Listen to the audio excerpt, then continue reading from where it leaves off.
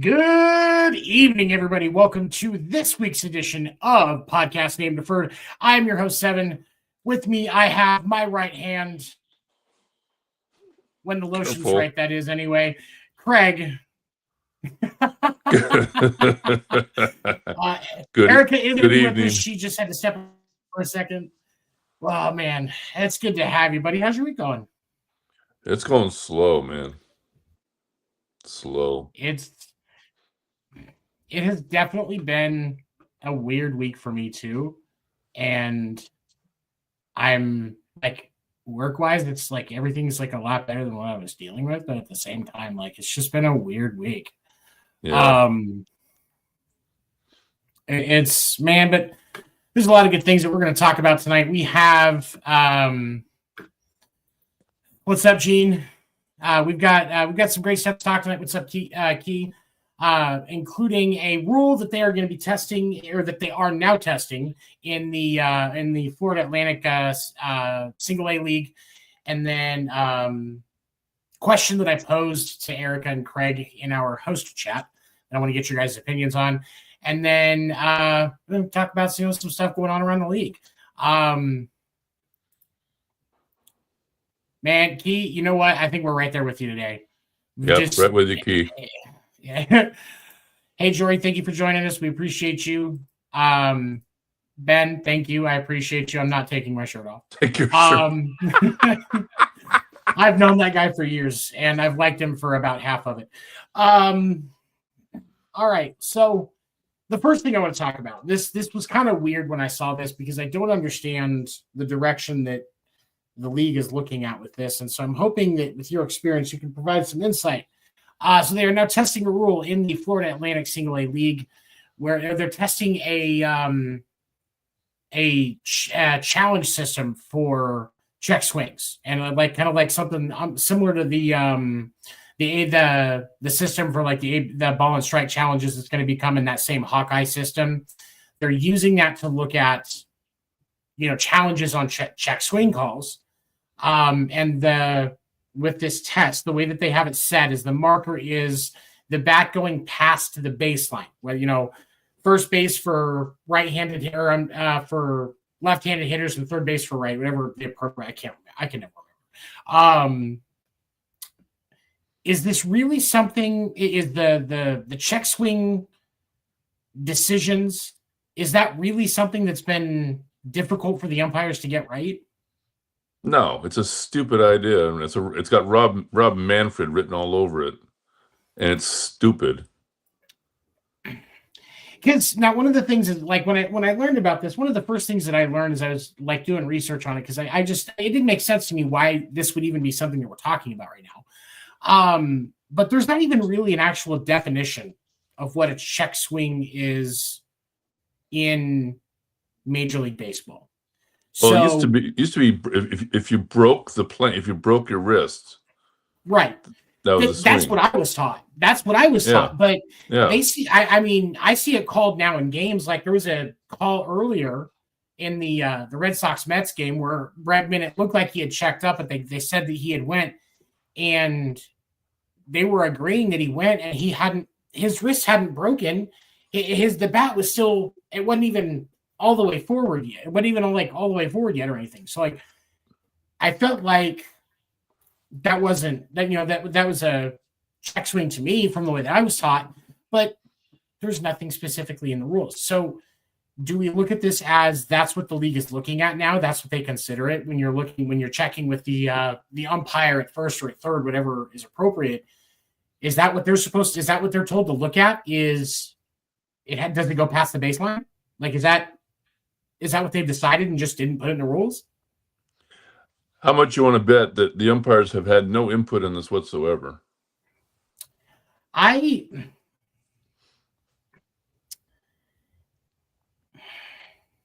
okay with that. Their job isn't to make rules. It's to make judgments on the actual rules.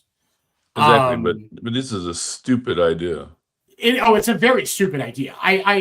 There are other problems I think that the league should be considering, like what we're going to talk about next. Getting the ball and strike challenge system up and running is a bigger need than testing this. It doesn't make sense to me why we would be focusing on this. Has there ever been that you can think of anything like, especially in your experience covering the game, has there ever been anything in your experience where you can think of that would warrant something like this and make it actually a point where we should be looking at it? Maybe in a Bart Simpson episode, but no.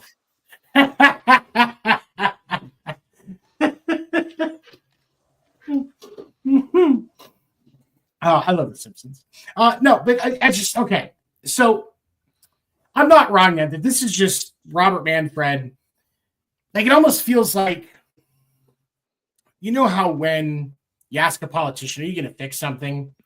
And they go off and talk about something else completely that does not even answer your question. Yes. That's what this feels like. Like, yep. Robert Manfred, what are you going to do to help the game? Challenge system for check swings. But like, no, when can you solve a problem? I don't recall anybody, a writer, a commentator, a broadcaster, a former player, saying, you know what baseball needs? It's a check swing system. No one's thinking that. Evan, I don't get my hopes up.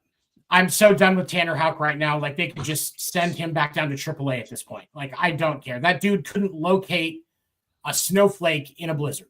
Like, I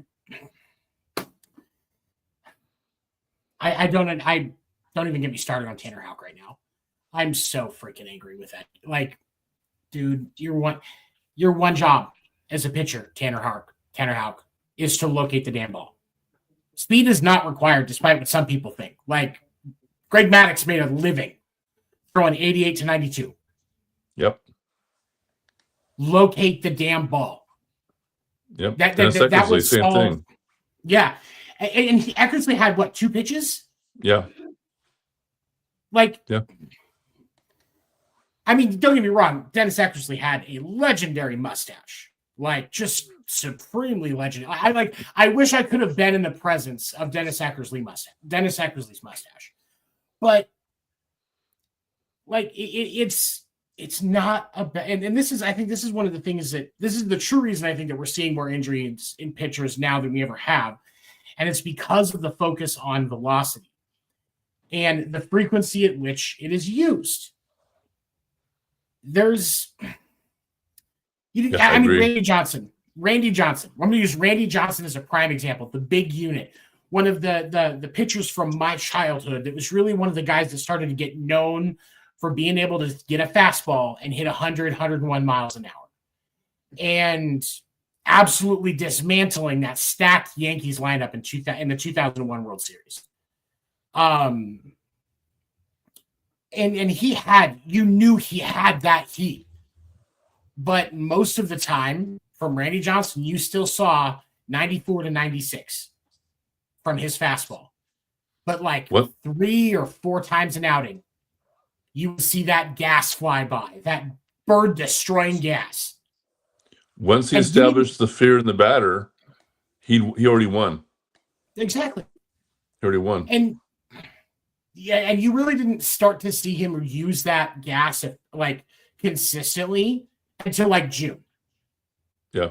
That's why Randy Johnson, I firmly believe, and then I get that, like, to a point, like, he was a freak of nature.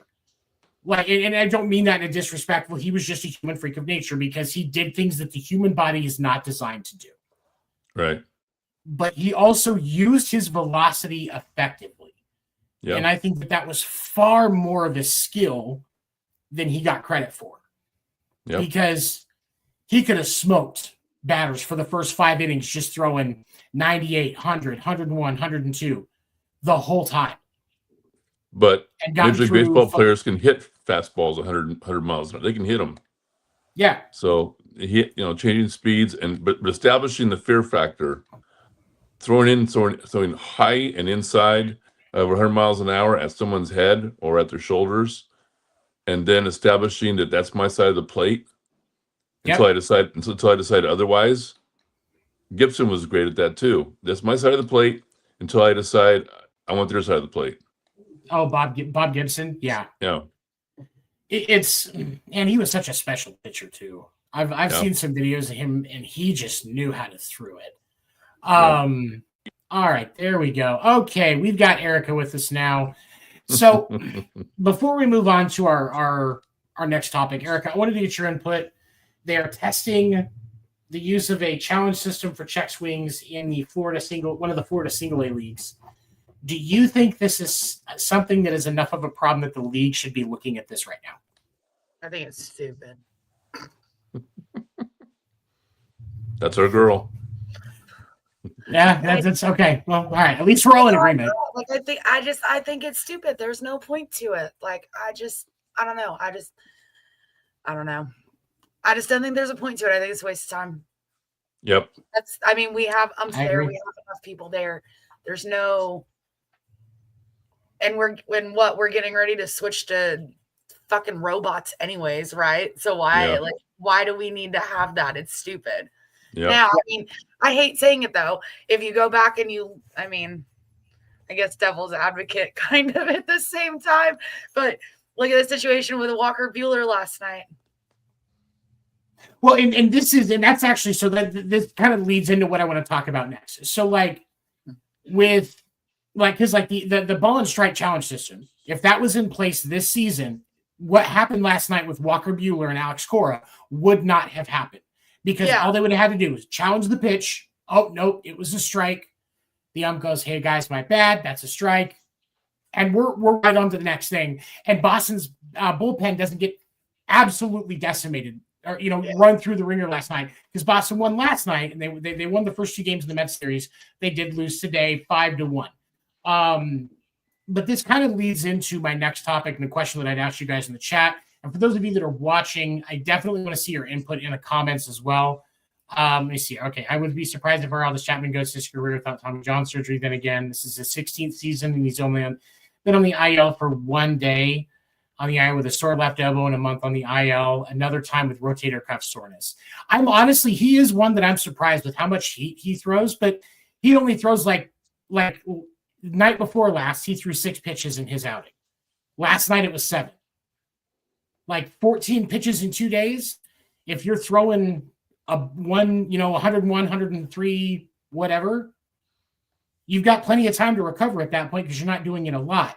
If you look at these starters, those guys are throwing 90, 98 plus 20, 30 times in a 80 pitch outing.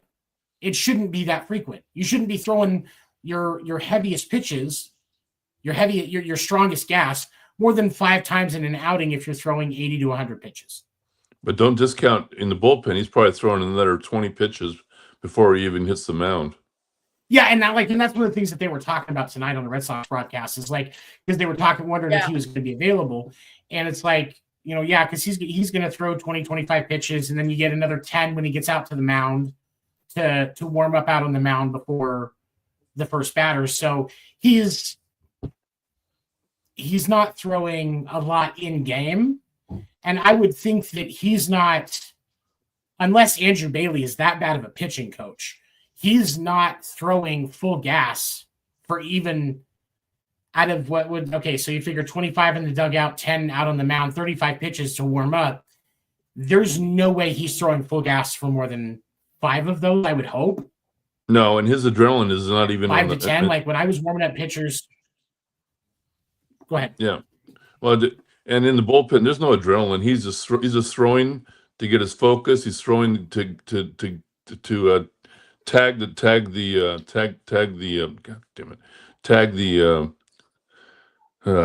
location. So there's no he's just getting himself tuned up. So there's no adrenaline until he hits the mound, to go into close. So exactly. And that's kind of where I'm at with it, is I just, with him, if it happens, I wouldn't be surprised, but because of the fact that he's in his, because he's 36, I think 36, 37, somewhere in there. I would think at some point, if he goes down for Tommy John's now, I don't know that he comes back. I would say if he goes down, I don't think he would come back.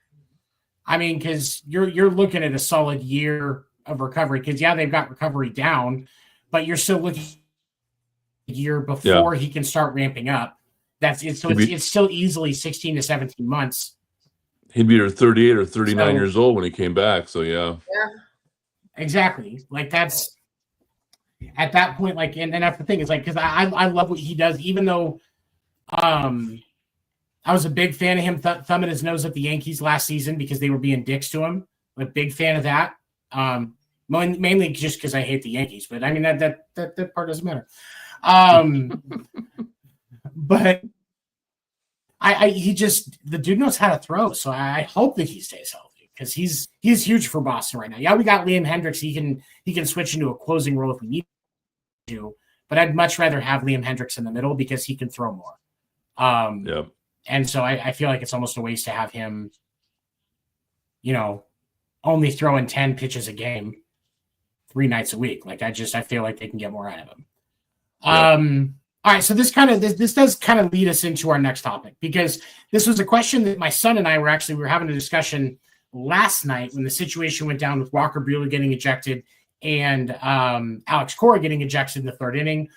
For those of you that don't know, haven't seen the clips, Walker Buehler was talking to the ump about a pitch that was called a ball. It was a strike, like you can see in the replays. It was a strike, and was talking to him about it. The ump escalated the situation.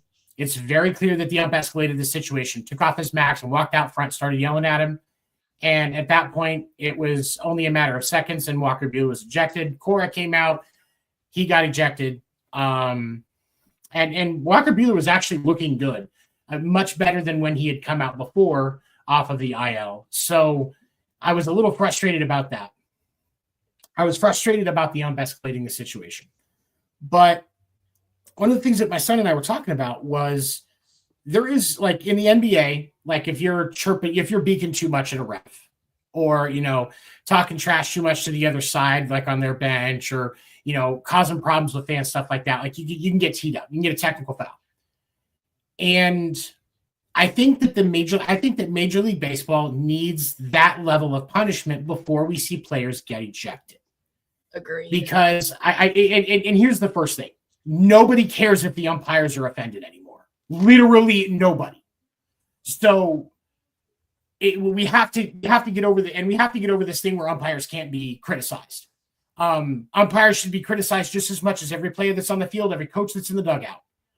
100% of the time they deserve to be criticized because they're part of the product, and I don't care what people say about it. Like, they deserve to be criticized just like anybody else. However, I do think it's reasonable that we put more of a warning system because, like, even in soccer, they've got yellow cards. You get 2 yellow cards, then you're out of the game. In the NFL, you've got the personal conduct penalties. 2 of those, you're out of the game. So I think Major League Baseball needs to get with the program. But my question to you guys is, and Erika, I'll let you throw this out first. If let's say tomorrow MLB announces that there's going to be a technical foul type penalty in place to try and reduce players getting ejected from games, what do you think the penalty could look like for those scenarios? I mean, I would hope they would go somewhat along the same concept of what NFL has and soccer, like give them a card or like, hey, here's your warning, chill out. Here's your green card. Okay, maybe not a green card. But yeah, too many Mexicans in baseball for that one to not cause problems. Oopsie, but I clearly was not thinking before I spoke. My bad. Not racist, I promise. But no, she only sleeps with black guys. She's not racist, I promise.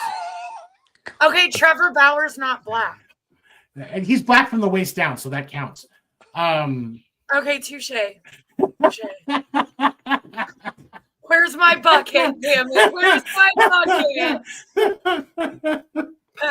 Okay, go ahead. Continue. But seriously, though, there should be, I definitely agree. There needs to be some form of, okay, here's a warning.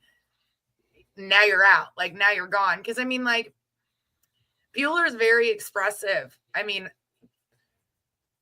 Bauer was the same way. Like, there's a lot of pitchers that are like this, a lot of them. So, yes, there is a point where they can, like, obviously take this too far and go too far with it.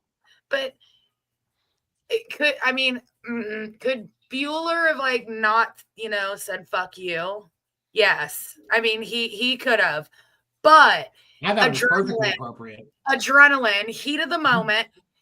He is really looking phenomenal. He's looking better than he did at LA. And we've always we all make the comments, environment plays role in it too. Oh, so, yeah, absolutely. He was on fire. Like, he was doing really good. And that was really unfortunate to see him get pulled out. Yeah, no, they definitely need to implement and do something. I mean, penalty wise, yeah, just not a green card, maybe like a blue card. John, I'm going to do some research on that real quick. I'm pretty sure they already did fire somebody at least. I'll get back on that, but I think they did let somebody go. If not, it's got to be close. All right, Craig, what do you think?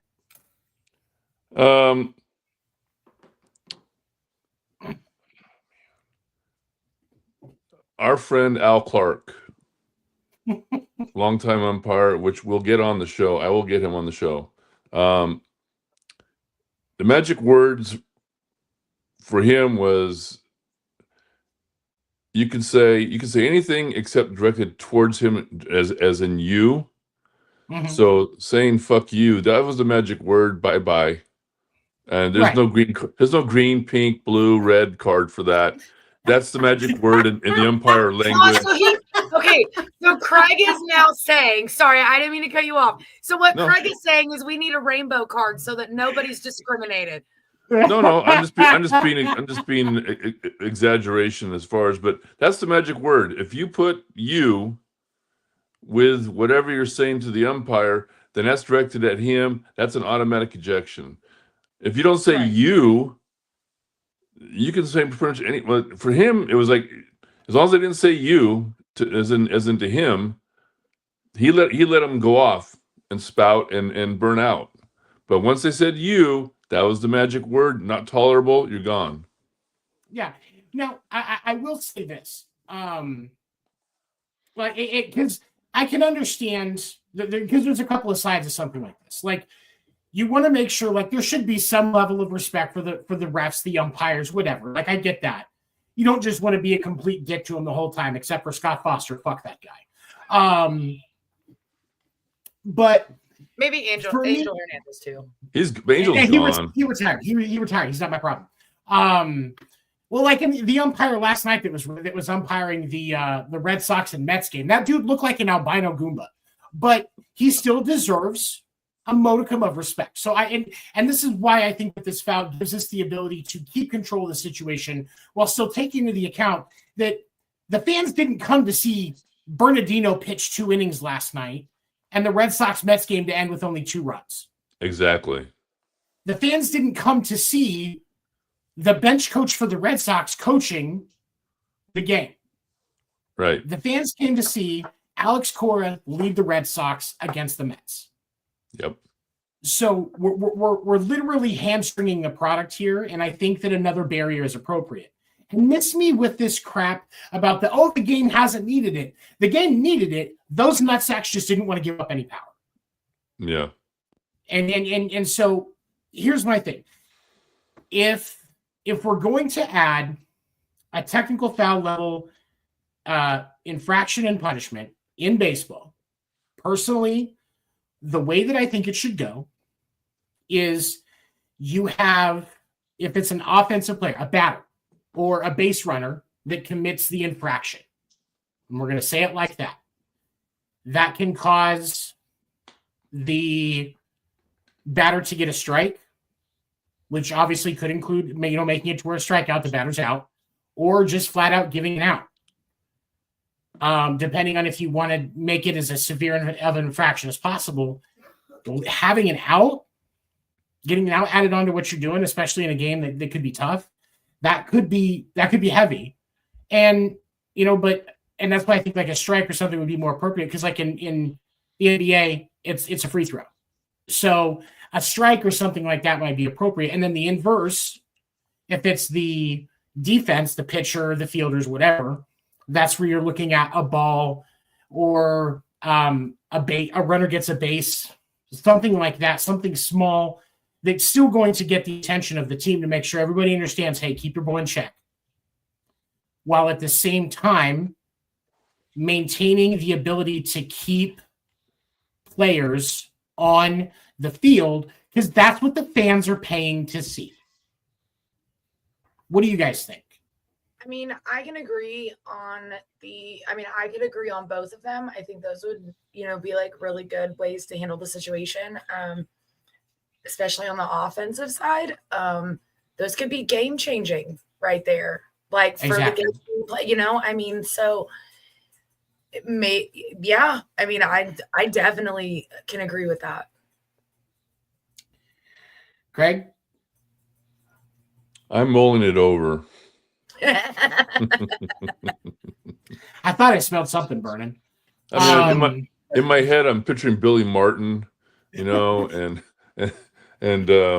Earl Weaver and Frank Robinson and how they would take to that, and just bring a blank checkbook out to the home plate and, what's the damage and sign it, I get it. Yeah. It's for me, and this kind of comes back to what we were talking about at first, like keeping players that fans are paying to see in the game should be the main focus of baseball. Absolutely. Whether that with dealing with the physical and mental health of the players, the equipment, the facilities, all of those things should be a priority. Keeping them on the field, because that's what people pay to see. Right. Like when we look at I'll use Baltimore as an example because John was asking about Baltimore. Baltimore has 3 of their starting pitchers. At last count, it was 3 of their starting pitchers were on the injured list. That's over half of your rotation. Yeah. That's not there. Baltimore fans, so now you have to go back and look at it. Okay, so now we've got to go back. What is going on in Baltimore that's causing pitchers to get injured? Okay, this isn't just a Baltimore problem. This is a pitching problem as a whole in the league. What do we have to do to solve that? And going about it that way, I think that's more the responsibility of the league than something like a check swing. Because there's no point in fixing a problem that's not a problem, because we're not that micromanaging person at work that thinks they're a manager and they're not. We're just going to fix this problem. It's not a problem. What are you doing? Go back and do your job. And that's what frustrates me. Broke, don't fix it. Exactly. Yeah. And it's the same, with that, we can define the rule. Perfectly reasonable. And when I learned that there wasn't an actual definition of a check swing in the MLB rulebook, I was actually kind of frustrated because that makes 0 sense. Literally 0 sense. But when it comes to keeping players on the field, we're tasking these guys to play with emotion, play with adrenaline, put everything on the field. But when their emotions get the better of them, we're not giving them the chance to rein it in. They're doing the very thing we ask of them. And then when things go a little far, because they're a little passionate, can you imagine with everything that Walker Buehler has been dealing with injury-wise, why he would be so amped up last night, especially as good as he was looking? Yeah. It's completely reasonable that he lost his cool. I mean, if I've got a guy that's jerking me around like that, I'm going to be sweet, I don't blame him. Go ahead. We barely got him back. Mm-hmm. And then he won the fucking World Series for us. Yeah. Not really just him, but he closed out really fine in that World Series that a lot of Dodger fans, we were sitting there and we were just like, dude, all right, cool. Let's let's look at Bauer or not Bauer. Listen, it's there. Damn it. Anyway. Save that for when the lights are off and the batteries are charged, okay? We'll just move on. Battery's already charged, don't worry. Already ready. Anyways, so Bueller, got it. Struggling. I'm so sorry. But I can't do this anymore. Stop. No, like I'll just be over here waiting for you. I'm waiting over here waiting for you. I'm good. Anyways, but no, like we barely got him. We were all a lot of LA fans were talking like we need to switch him to closer. Like, look at how phenomenal he just did. Dude, this is the Bueller that we saw when he first came. So we're like, come on, pick him up, re-sign him, let's go. And then he went to your fuck ass team. But like, it's sad to see that like he has put in this work. He was out. He has put all this work in. And then he finally gets in and bye, see you later. And it's like, yeah. And I think and I know that's what sparked this idea for me in this question. But at the same time, like, this isn't just about, and I know that something like this specific doesn't happen all the time, but I do think that it's reasonable to have this in play because it's not like they use technical fouls every quarter of every NBA game. Yeah. They don't. But if we have that extra barrier in there, then we give our coaches the ability to put their hand on their face and go, shh, it's okay. We know they look like a penis with a little hat on. Just calm the fuck down. Just bring them in, and then everything's fine. So and part of me wonders why we go straight from nothing to get out. Like, it doesn't make sense to me. It's intense. It is. I want my pitcher to be intense. Yeah. You see Aroldis Chapman, when he's on the mound, one of the hardest throwing pitchers in the game. But isn't that also a part of the game? Yeah. Yes. I mean, like, for me, like, to me, like, I'm sorry. I want to see, as a fan, I want to see them getting hyped. I want to see them getting that adrenaline. I want to see them getting just hyped and psyched up. Like, I want to see that. That's what I want to see. Yeah. Like, it's good baseball. You obviously love the game. You've been in the game long enough. You're not just sitting on this level for no reason. So, like, we want to see that. Like, we want to see it. I'm not saying that we want to see them beat the fuck out of each other, but like, yeah, see, exactly. John just said it. Yeah, like, we want to see benches clearing too, but like, we're not talking like, I don't know. I don't really want to see them beat the crap out of each other. That's what hockey's for. Hockey's so much better for that. No, because one of the greatest moments in baseball history was when Jose Bautista got knocked the fuck out. Like that brought that's my Patronus memory, honestly. Like, if I'm ever getting attacked by a Dementor and somebody throws me a wand, like, I'm going to be thinking about my experience watching Jose Bautista get his fucking Beach Boy ass looking fake Oakleys knocked off of his fucking face. Like, that memory will always fill me up inside. But we like our athletes to play with emotion. This is entertainment. We don't ask actors to act emotionless. We want them to get into what they're doing. These guys are also entertainers. I want to see them get into what they're doing. We ask these guys to lay their bodies on the line, put themselves in danger. How many pitchers have we seen take comebackers to the fucking face? Yeah. You think when you watch enough of your peers take that, it's going to be a little nerve-wracking to step on the mound, especially with how hard guys are hitting right now?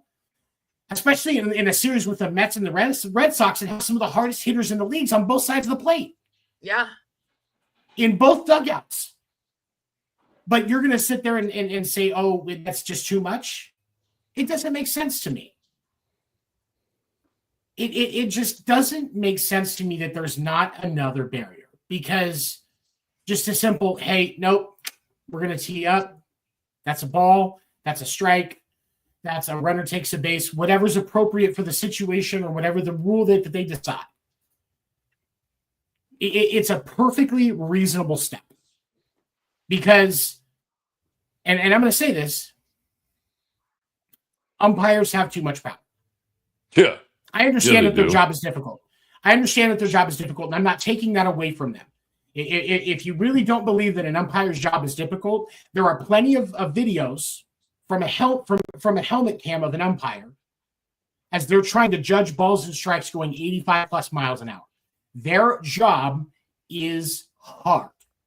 And when you have a bang play at a base, you've got to make a split-second call. You've got to be accurate. Like these guys have standards for what the accuracy they have to be on these calls and stuff like that. I get that the job is hard, but there needs to be another barrier. They need to have a little bit more of a limitation because nobody's going to see Joe West umpire a game. In fact, if some people, if they see Joe West umpiring a game, they're just gonna walk back out because like, I ain't gonna deal with this shit today. You walk out, you see Las Diaz is behind home plate. Hey, can I get a ticket for tomorrow? Wait, it's CB Buckner tomorrow. You know what? Let me just get my money back. I'll come back in another series. I mean, I hate saying it. If it was the Savannah Bananas, I'd be down to be watching the umpires. They shake their asses pretty good. They also are better at their job. I was gonna say that next, but thank you. that guy that umpires, that guy that's always behind home plate for the Bananas, that dude can move, and he does a great job calling the game. He has, I would say objectively, he has a harder job. Could you imagine trying to call the strike zone for somebody on fucking stilts? Yeah. Where's the strike zone? What are you supposed to do with that? Yeah. That his job is objectively harder, and he does a great job at it. I stand by my statement. I think that umpires have a little bit too much power, and there needs to be another barrier. And I think that it's possible to figure out what that penalty looks like. Vincent Chapman. Okay, yes. Mad respect for what that guy does.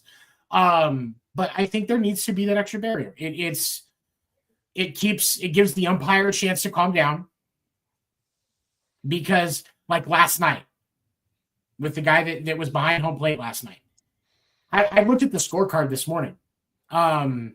He actually called a pretty decent game. It was a 95% accuracy. So he didn't miss a lot of pitches.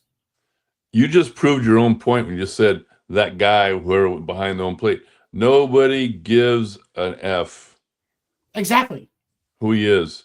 Nobody's collecting rookie cards of umpires and going, "Oh, I got so-and-so," and stuff. Nobody cares. Just do your job and put your goddamn ego back in your shorts where it belongs and call the game and don't get so freaking egocentric. No one came to see you play.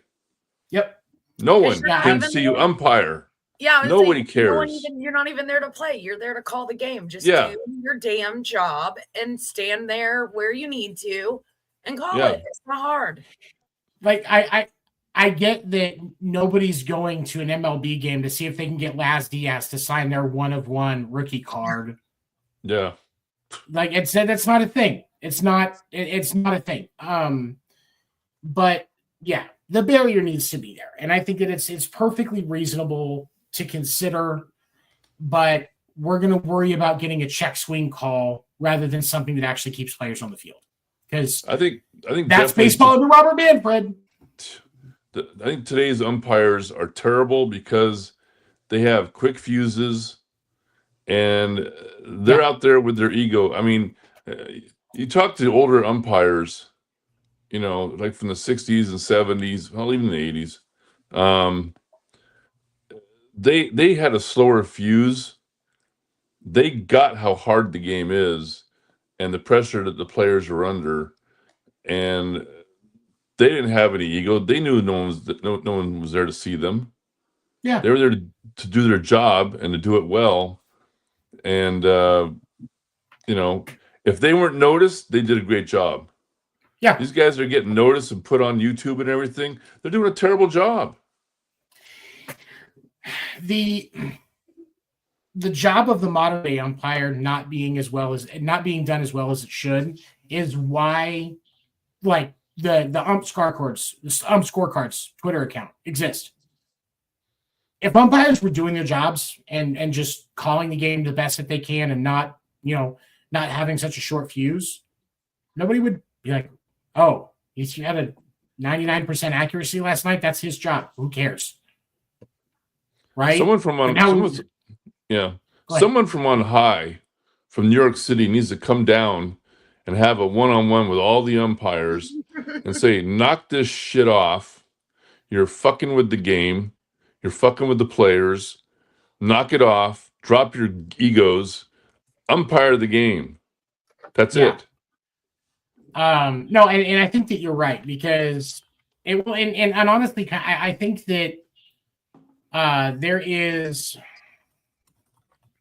a need, but I don't know that it would be anybody from New York. I think it would have to be some of those umpires from the 60s, 70s, even into the 80s. Yeah, where where the ego was checked at the door, and you got to just line all the umpires up along one of the baselines, and then just have him run down that umpire with his hand out and slap every single one of them in the face. just a big line, just all the way down the line. Well, like, and here's something too that, like, I mean, I don't know why I just thought about this, but like, isn't to a point like the ref's job to like diffuse situations? Yes. Excellent point.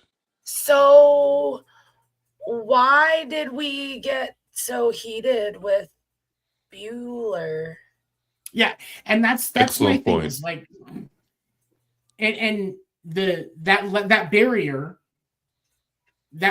is for the umpire as much as it is the player, because otherwise the other solution, if we don't have this technical in place to add this barrier to calm the attitudes and the egos, give everybody a second to breathe, then the next thing is you have to start asking if ejections get decided by New York.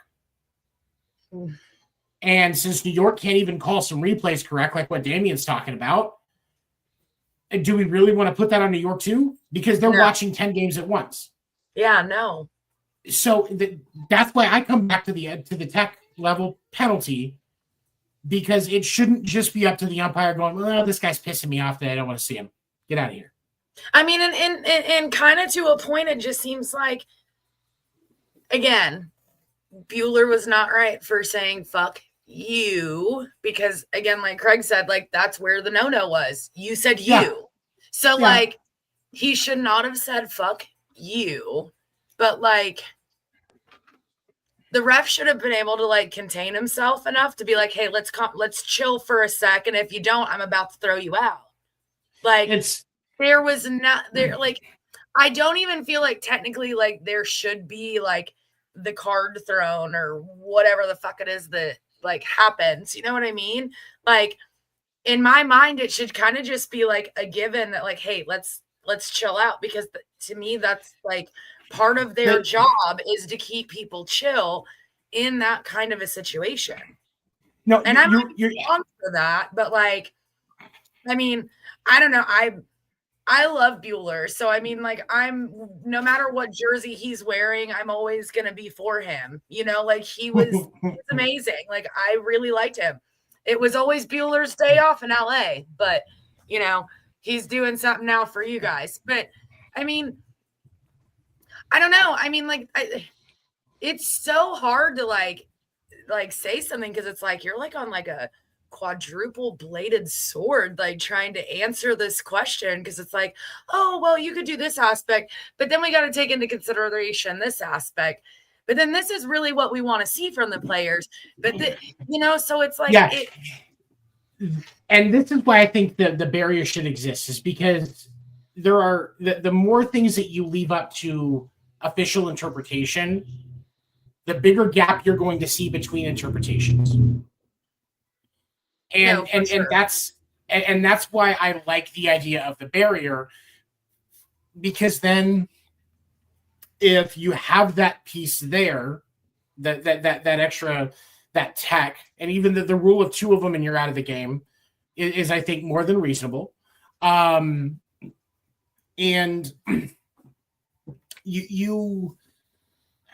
it kind of pulls that back, because at that first spot you get the warning and the penalty, and then that heads calm down. The ump's like, hey, okay, this is where you cross the line. Don't do that shit again. Yeah. And I guarantee you the problem doesn't come up unless there is something extreme. It's CB Buckner and he's calling a game like he's Stevie Wonder behind the plate. Like, then we're going to see some issues. But, which, I mean, that's what CB Buckner does most of the time. But no, but like, it adds that layer. And I think that the lack of a barrier there is a problem. And it is more of a problem than having a check swing challenge system in Major League Baseball. Let's get the ABS system first. The ABS challenging system in place first. And then we can start thinking about if anything else needs an automatic challenge type system. Because right now it's not that big a deal. Like we need the ball and strike challenging system. That is a need in today's game. Yep. And it's not a knock on umpires. It's because with the fact that we're putting so much of an effort on velocity and spin rate, that being able to call that stuff is legitimately just really hard to do. It was already difficult when it was high 80s, low 90s. Now you're gonna increase the expectation because the game is under much more of an optic now than it was in the 80s and 90s. And you're going to increase the velocity and the painting and everything else that we see. No, let's add the element, challenge it, get it right, move on. It just makes sense. Yep. Okay, so go ahead. And John even made a comment. It said a good catcher can cool down their pitcher also. And like, oh yeah, 100%. Good, John. Like in the game, I had to do that a lot. I don't know your catcher's name, so please don't. Narvaez is who was catching last night. There you go. Okay, so like he went right to Bueller, and like he got, as soon as Bueller was like "fuck you," he stopped. Like the catcher got him to chill. So I mean, like it just, I don't know. Well, and here's the thing, and I can tell you as a catcher how that conversation goes, because I have that conversation all the time when my pitcher was pissed off. I'm gonna keep that moment to myself. You don't want to step in the ring. You don't want to do it. You don't want to do it. I will be there Monday to talk shit to your face, sir. I'm not scared of you. Oh yeah, by the way, for those of you watching, next week Erika will actually be here with me. But for me, it's like if when you walk out there, you're just like, hey, I get that he's being a dick. Just calm down, focus on your breathing. If you get thrown out of the game, somebody shitty has to come pitch. Like I would say shit like that, and just like get him to laugh. I would get him to laugh because like that is once you can break that tension. Yeah. I've even told a couple of pitchers messing with him, like, hey, if he keeps being lippy, I'll give you the sign and I'll just miss catching one. You can hit him right in the dome. That match will stop most of it. Like, just get them, bring them back down. That's the catcher's job in that scenario. But the problem was that nutsack umpire escalated the situation and was pushing it. And he wasn't like a good umpire. I've seen it done. I've been the catcher in this scenario. A good umpire will be like, hey, you need to go calm your boy down before he gets thrown out of the game. And that didn't happen. Instead, the ump decided to be, I've seen it done. Yep. Yeah. We're not supposed to show up the ump, but the ump can show up the players. That's bullshit to me. That's bullshit to me. Yep. All right. So we spent a lot of time talking about this. All right. So one of the things I want to talk about, Justin Verlander. It has been placed on the injured list. You actually hold on before we talk about Verlander. Okay, John, I did find out the Orioles fired their head coach on May 17th. They also fired their fielding coach because and their Tony Manzolino, that their third base coach, is the interim manager now. But yeah, because of the fact that their fielding was one of their bigger issues, and obviously just the overall, how things were going, that was who they got rid of. But okay, so now we're going to move on. We're going to talk about Justin Verlander, or as he is also known,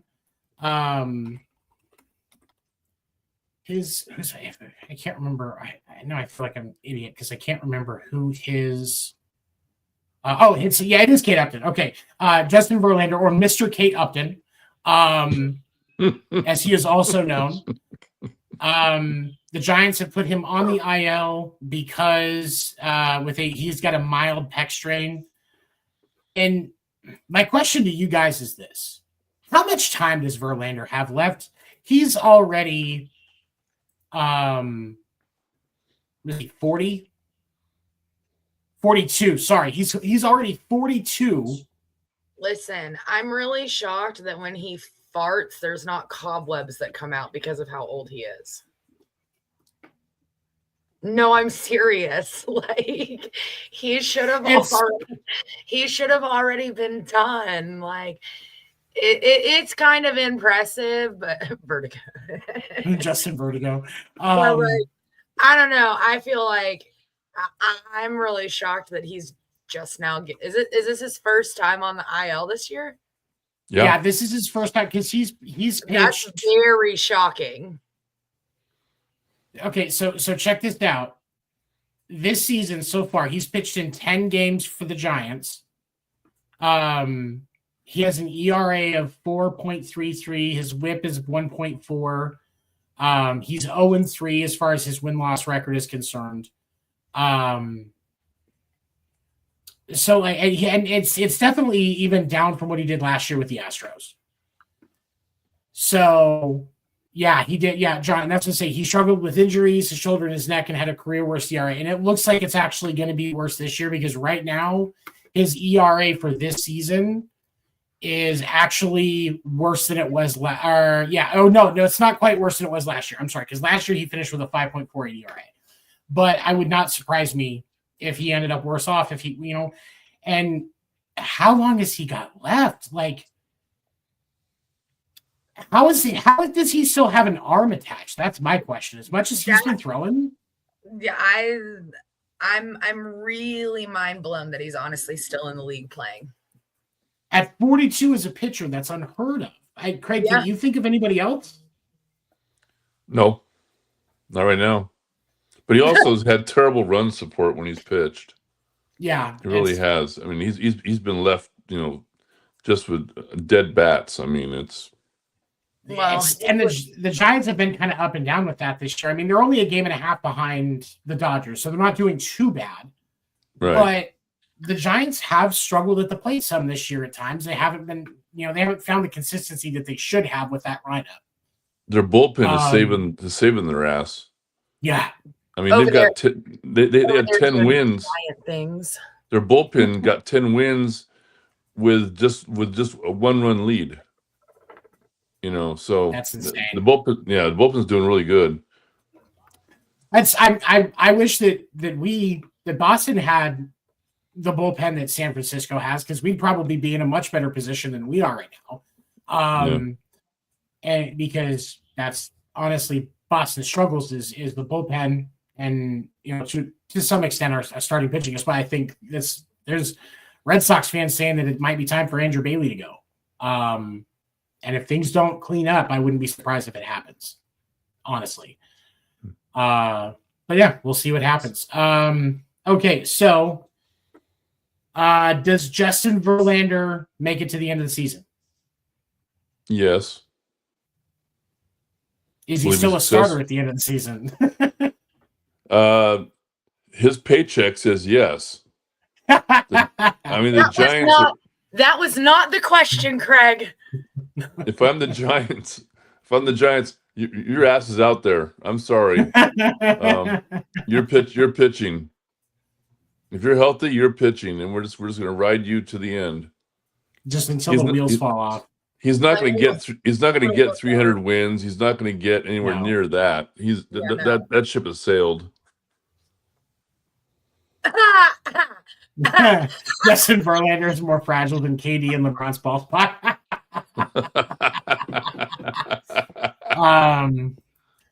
He will make it to the end. They will sit him 3 to 4 weeks. Yeah, and that's the thing. I mean, honestly, for a guy like him, pec strain, let him sit for right now. Let him get through. Come back after the break. Honestly, because Just hang around. Just be around. This is going to sound really schmaltzy and really like, Field of Dreams kind of crap, but he has been a huge benefit to that young pitching staff. Yeah. He has. I mean, what he's offering, that is invaluable. And that's why I say you can leave him on the IL for a couple of months, have him mentoring those young pitchers, free up a roster spot for somebody to come up. And then you get to the point where you're getting ready to come to the break. You start ramping him back up. And then after the break, he comes back and you've got him as you make your push to the postseason to, strengthen your pitching lineup. And, that gives you'll also have, when he does his rehab assignments, because he'll probably do at least one in AA and one in AAA. That gives him a little bit of extra time mentoring with those younger guys. Well, he'll probably be down in San Jose where I'm at too. My guess is,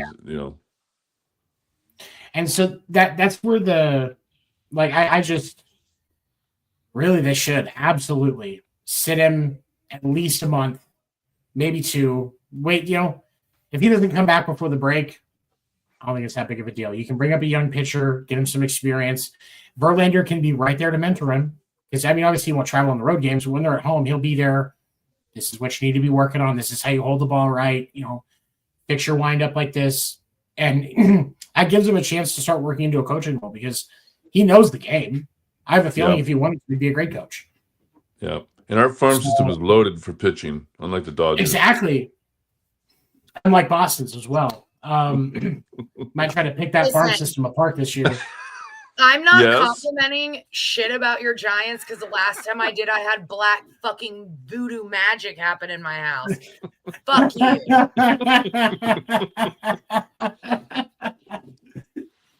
Oh, shit. Okay. Before we wrap up, a couple of quick things just to kind of get an update on where everything's at around the league. Yankees did beat the Rangers today. The Yankees currently have a 5-game lead in the AL East. The Detroit Tigers are unequivocally the best team in baseball right now. Yeah. And I'm happy to see it. We're coming up to that point, especially Memorial Day weekend. Most teams in the next 5 days are going to be hitting their one-third way to the one-third marker for the season. And that's the benchmark. That's when you hit that one-third mark, you know what your team is. Yep. And the fact that the Detroit Tigers are on this much of a tear, I think it's a good sign for them to be able to make some damage in the rest of the season and going into the postseason, get home field advantage through at least some of their postseason games. And the AOS is definitely going to be up for grabs still. The Mariners have a 3.5 game lead on the Astros right now. But I have a feeling that gap closes as time moves on because this happens every year with the Astros and the Mariners. The Mariners run the division for the first third of the year, first half of the year, and then at some point the Astros just like, oh wait, it's time to play baseball, and they just take over. Saying their names right. It's the Trastros. It's the asterisk. It's the asterisks. Asterisks. Yes. Suck it, Astros fans. The Phillies do have a 1-game lead in the National League East right now. That is taking into account the fact that the Mets beat the Red Sox today. They have a 30-18 record. The Phillies are surprising some people this year. I think that everybody expected the Mets and the Braves to have more of a show in that division. The Chicago Cubs are also one of the teams that's shocking baseball right now. They only hit, but their lead in that division has been cut to 3 because the St. Louis Cardinals woke up. And so I think that that's going to be interesting to see how that division plays out as we move forward. And then in the American League West, the San Francisco Giants are only a game and a half behind a team that doesn't matter. And, of course, the Colorado Rockies have already been mathematically eliminated from the playoffs. Anything else? Oh, Erika, what did you have for us on softball? Oh, yeah, we're in the Super Regionals. Got a lot of good teams. Got a record broken, actually. First time in NCAA softball history that the number 1 seed was dethroned. Texas A&M is no longer in. They got beat out twice. Same team, Liberty. Liberty. Yeah. The Super Regionals is 9 SEC teams in there. So one team over half. So I mean it's going to be a tough final. It's going to be really tough. I'm really excited to see how this goes. Obviously, I'm an OU fan. So I'm really excited to see if OU can pull something off that another softball program will not be able to pull off for a very long time. Last time a three-peat was done, I mean, it was UCLA, I'm pretty sure, in like 88 or 89. OU's got a four-peat. We're working on a fifth right now. So, I mean, we're over here doing some big things in Oklahoma. Yeah, I know. OU's a softball school, but you know what? That's still not a bad thing. Softball's the third highest revenue generator for the NCAA. So definitely not a bad thing to be a softball school. No, not at all. Lots of great softball, though. Definitely watch it when you can. A lot of it's on ESPN through their Watch ESPN stuff or ESPN Plus, and it's worth it. There's some talented women that are playing in the. A lot of it is ESPN2 or ESPNU. I was going to say set up right now. You've got starting tomorrow, actually, you've got Florida State University versus Texas Tech, and then you've got Texas versus Clemson. And then Friday, all the other games are starting. You got Oklahoma, Bama. You got Florida, Georgia, Arkansas, Ole Miss. Wait, Tennessee. Bama has a softball team. I thought lesbians weren't allowed in Alabama. I mean, as long as they're cousins, I've heard it works. So okay. So, I didn't even think about that. I apologize. How rude. I mean, that was my understanding. So, Tennessee, Nebraska. Let's see. You got the Gamecocks and UCLA and Oregon versus Liberty. So it's that Liberty versus Oregon match. Yeah, John, that's going to be a solid game to watch. It is. A lot of these games I think are going to be pretty solid. Liberty is doing something that, I mean, Liberty just did something that hasn't been done in NCAA history. They just knocked out Texas A&M. They're definitely the sleeper team this year. So yeah, I mean, Liberty is definitely a sleeper team, and they need to be watched out for. Double elimination. Really excited to see what teams end up going to the WCWS, and let's go, Boomer. Yeah, Boomer. Absolutely. We'll go ahead and support Erika and cheer on OU. Now, John, before we close out, John, you asked, I think Braves can catch the Phillies and Mets since they're slowly getting players back like Strider. Acuna could be another few weeks. Yeah, I saw that Acuna is doing some rehab assignments. If Strider gets on, I think that's a huge piece of help. But Atlanta's bullpen is still not what it needs to be for them to make a push because their bullpen is almost as bad as Boston's. And I that's not just me saying that. I got friends that are Braves fans that are saying the same thing. Is it possible? Absolutely. Especially when you look at what the Braves did in 2021. Nobody had them even going to the playoffs at the All-Star break.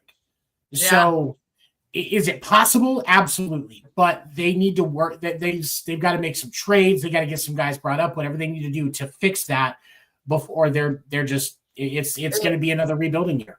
It's going to take an act of Congress or an act of God to get the Braves to where they need to go.